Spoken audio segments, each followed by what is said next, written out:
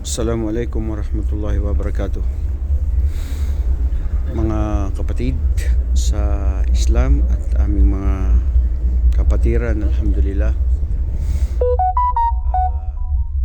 Walang lugar.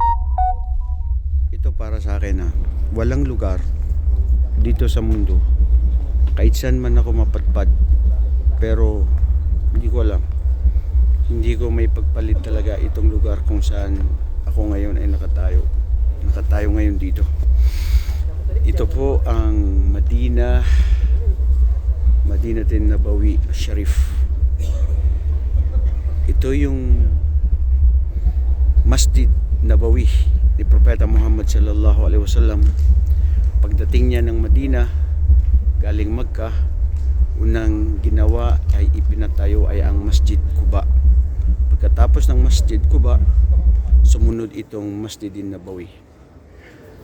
Mashallah, kararating lang namin dito bago mag-Fajr at galing kami ng Riyadh. It was a long drive actually. I think it took 11 hours while driving. Umalis kami ng Riyadh ng mga 5 o'clock, ganyan. Tapos dumating din kami ngayon dito ng mga before mag-5. Siyempre may stopover, so kape-kape lang, pero yung gustong magpasyal. Minsan tayo manlalakbay, mahilig manlalakbay kahit saan ka mapunta. Nabibigani ka, namamasyal ka sa mga ibang mga lugar. Pero iba talaga ang Madina. Ang Madina kasi nararamdaman mo yung kapanatagan, katahimikan, yung very solemn and holy and sacred place nga. Palibhasa pinili ni Propeta Muhammad sallallahu alaihi wasallam na manatili dito. Isipin nyo si Propeta sallallahu alaihi wasallam, ipinanganak siya sa Makkah at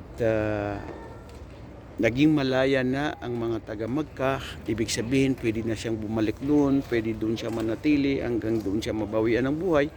Pero bakit niya pinili na bumalik dito sa Madina? Palagay nyo. At batid nyo rin ba dito sa Madina kung saan sabi ni Propeta sallallahu alaihi wasallam na sinabi niya na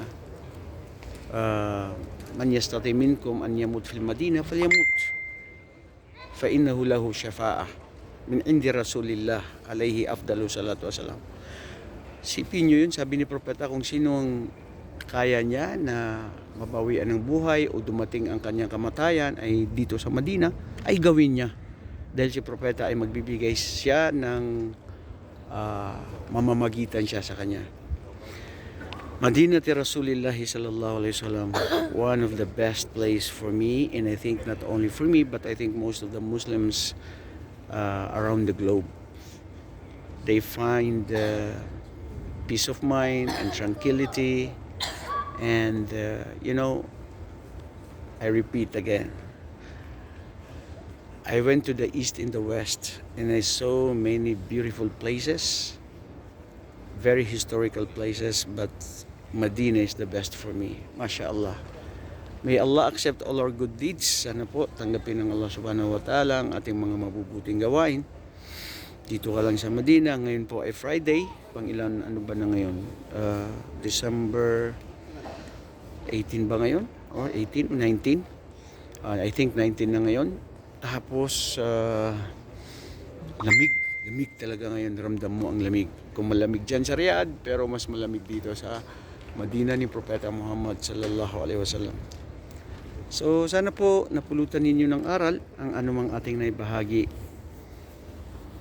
Maglakbay-lakbay ka lang, marami kang makikita para purihin mo ang Allah subhanahu wa ta'ala. Pasalamatan siya sa lahat ng mga biyaya na ipinagkaloob niya sa atin. Sabi ko nga kanina sa misis ko, sabi ko alhamdulillah, sabi niya maswerte tayo.